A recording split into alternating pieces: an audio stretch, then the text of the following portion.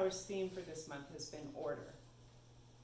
And order has a lot of different areas to it. It has organization and sequencing, but it also has balancing and adjustment.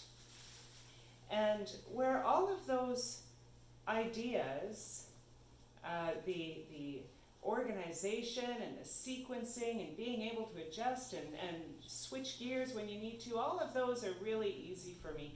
The idea of balance is sometimes a challenge. Because balance isn't so much about switching gears or doing a number of different things or taking steps towards a goal. Balance is about knowing when to slow down and when to speed up. Or at least that's how I see it. So that's what we're going to be talking about today. I want to talk about the seventh day, the divine order in rest. And what I took for my centering thoughts on this were, firstly, from the Bible. Then God blessed the seventh day and sanctified it, because on that day he rested from all the work of creation that he had accomplished. He sanctified it. It was a sacred day, the day of rest. And then from the Bhagavad Gita, know that as the mighty wind blowing everywhere rests in the sky, all created beings rest in me. So we know that there is this ability to just settle back and rest within the divine. And it's part of our divine order to take a time, a period of time, whatever that is, a day, perhaps the seventh day, as the Bible says, or a sabbatical time, or maybe years, or maybe a moment. But to take time to rest is a part of the divine order. And it's really quite important that we take this time now as we move into fall. We're looking at our next month is in October. Our theme is enthusiasm, zeal. Well, before you can just really get into your enthusiasm, you need to take a breath and take a rest so that you can have your energy available for you. So this is the area that I was talking about today. So when we are talking about this divine order of rest, what I want us to think about is that the universe, all of the universe, has been encoded with this need and desire to take a moment to rest. All of the universe. This shows up in our lives in many, many different ways.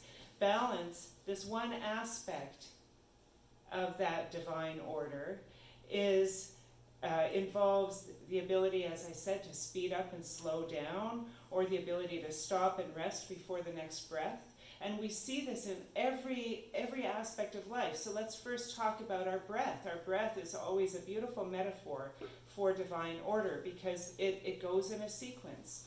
We breathe in, we hold the fullness of our breath. We breathe out, and then we rest in the emptiness before we take another breath. This is part of how we are built as human beings.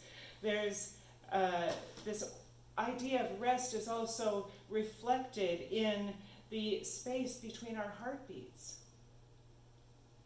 It's reflected in how our blood pressure is. There's the active blood pressure, and then there's the resting blood pressure.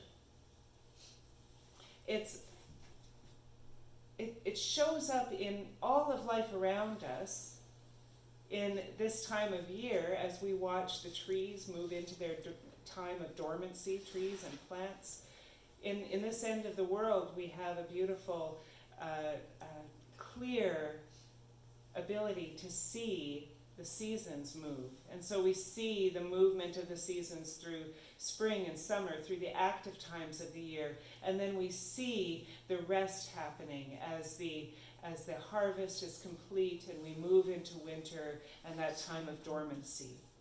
All of these things are encoded into our life on earth, and they're encoded into our bodies physically, that we need to have a time of rest every day. Human beings cannot live without sleep, without a time of dormancy in each 24-hour period. We just can't do it, or at least not for very long. I used to be a birth doula way back in the day, and there were points where, when you're attending a woman in labor, you might be attending her in the middle of the night, you might be attending her through a whole night, you might be attending her through a 48-hour period. You've got to find times of rest in that, but you're not going to get a full night's sleep, that's for sure. And you can do that for a really short period of time. But as human beings, we break down if we don't have rest. It's encoded into our physical being. And when we think about how our spiritual being is a reflection, or our physical being is a reflection of our spiritual being, we know that spiritually we need a rest as well. Spiritually, we need to take time for our mind to settle, for our mind to be at rest. And some things that happen for me are that my mind is, spins. I go into list-making mode. I go into thinking about, it's 10:30 at night. I'm lying down in bed and I'm realizing, oh no, there's something I needed to do. I have to do that first thing in the morning. And then if I don't go write it down, I'm going to be up all night thinking about it. I'm not going to let my mind rest, because my mind wants to chew on that until it's sure that I'm going to remember it, which might be at 3 in the morning. We need to have time for our minds to rest. We need to have time for our spirits to feel like we are at rest. This is all encoded into who we are as human beings. There's a beautiful Eric Butterworth quote. Oh, wait, I went too far. There we go. He's talking about the flow of the universe, and how the daytime is the time when things are moving, and in our mind's life most of the time, except for those people, I suppose, who work the night shift, most things happen during the daytime. Life happens during the daytime, and then the sun sets eventually and brings on the release and quiet peace of night, and tomorrow is another day. We need to have that time of coming to that quiet peace, whether that's in our bodies or our minds or our spirits. We need to have that time. It's not just a requirement of our physical bodies, it's a requirement of all of us. So some of the ways that in our physical order that we rest are in our breath, in taking time to sleep, in taking time to sit down after a day of doing a bunch of things, of taking time to stop and have a break during a work day, of taking time to laugh and be with friends, of taking time to simply just sit. You ever do that? Just sit? I rarely do that. It's something that I aspire to. It's a goal of mine, because I don't do a lot of that, just sitting without having any agenda. Oftentimes right now, while I'm sitting, I'm also preparing my talk for next week.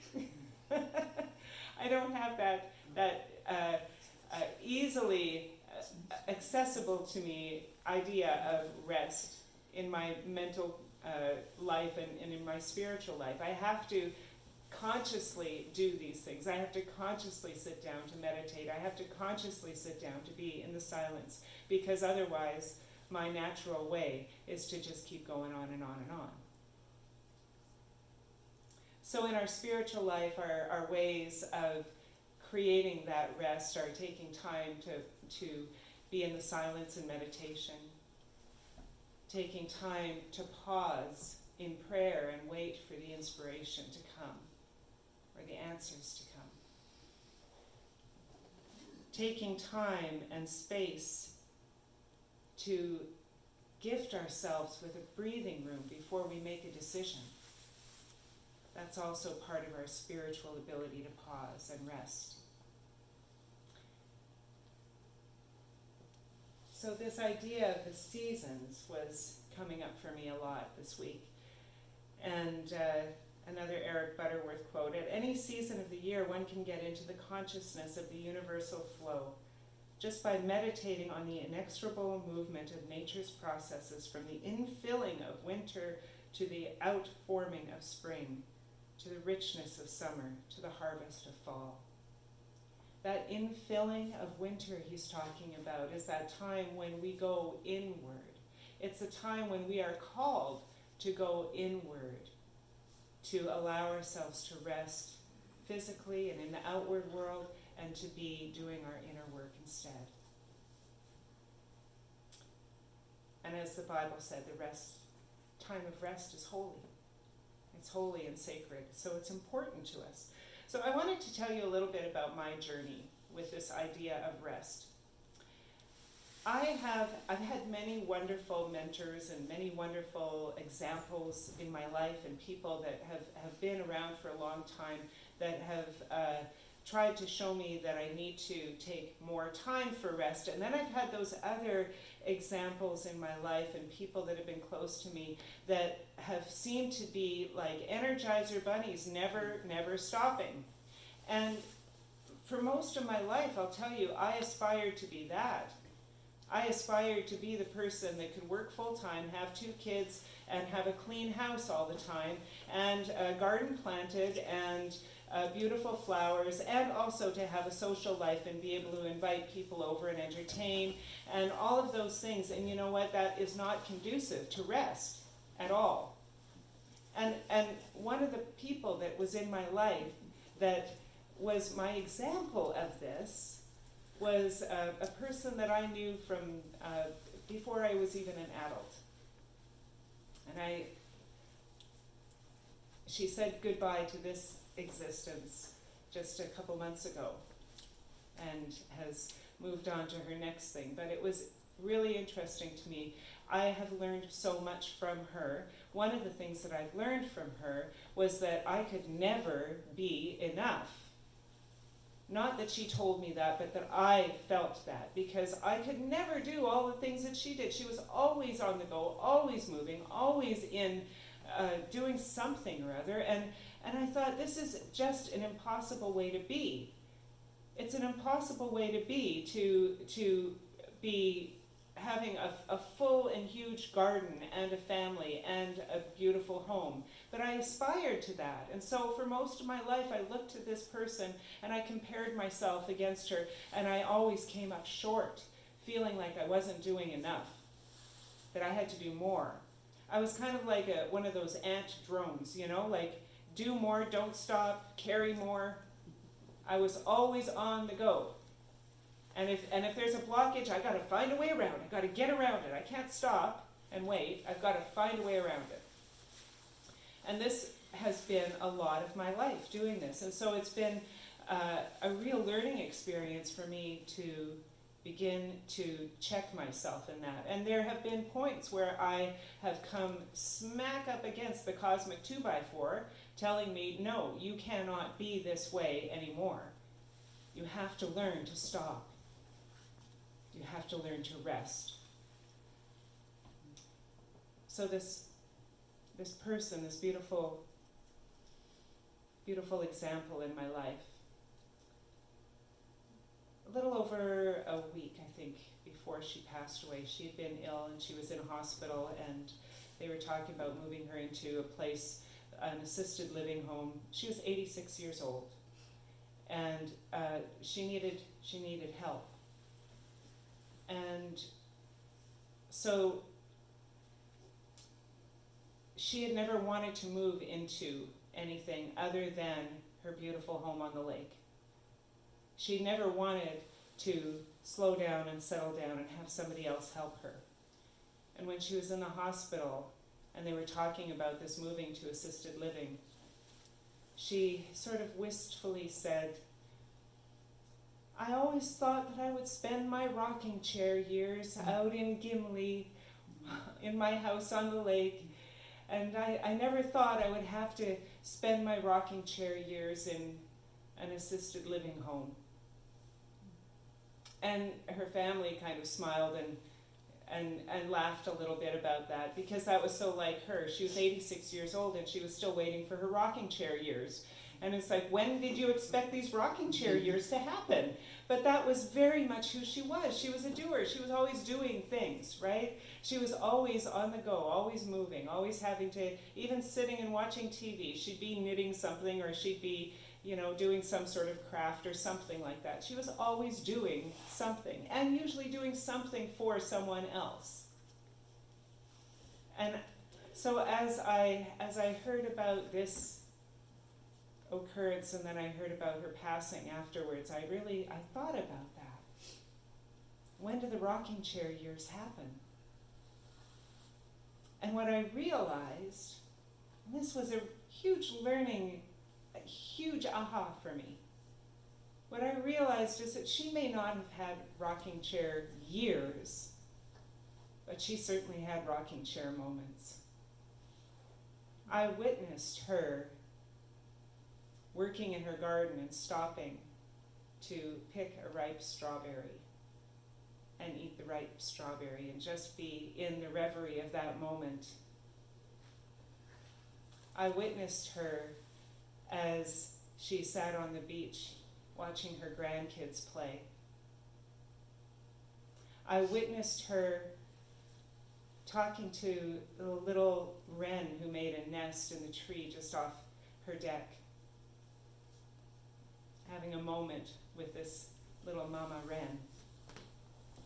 I witnessed her stop in her tracks, breathless, watching mama deer with two little newborn babies cross her yard. She took her moments. And that's why her life was so good and so full. Because regardless of whether she took rocking chair years, she took rocking chair moments. Being able to stop and rest and notice and just be in the awareness of what was around her, and the beauty of life around her, and in the gratitude for all that she had. So as I'm looking at my own life and I'm looking at my own busyness, and if you notice, I'm wearing red today, and there's a reason why I'm wearing red today, because red is, in Charles Fillmore's 12 Powers, red is the color of life, which is an energy. And I needed some energy because I've had a really full week, and I've been feeling like I'm at the end of my energy, and until I get that moment to rest, I wanted to juice myself up a little bit by wearing some red, which worked. It's been a good day so far. So here I am, noticing that I need to make sure that I take my moments of rest. But I am also recognizing that sometimes life is busy. That's just the way things are. Sometimes life is busy. And when you can't carve out a week or a full day even, or a year or a lifetime of rest, when you can't carve out that time for yourself, you still have the moment. You still have the ability to stop and breathe. You still have the ability to notice the song of a bird, to see the little squirrel doing acrobatics in your front yard trying to get at the bird feeder. You still have time to notice and smile. You still have time to smile at a friend, to greet people. Every day is an opportunity to take that sacred seventh day of rest. Every moment is an opportunity to create a little pocket of Sabbath in your life.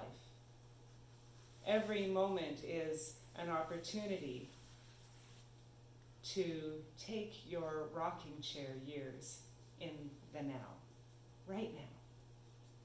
And this is a part of our divine order. We do this so that we can gather our energy, so that we can allow ourselves to be refueled and refilled and rejuvenated, so that when we move into our times of zeal, of enthusiasm, of life, when we move into those times of power and strength and doing and creating and choosing.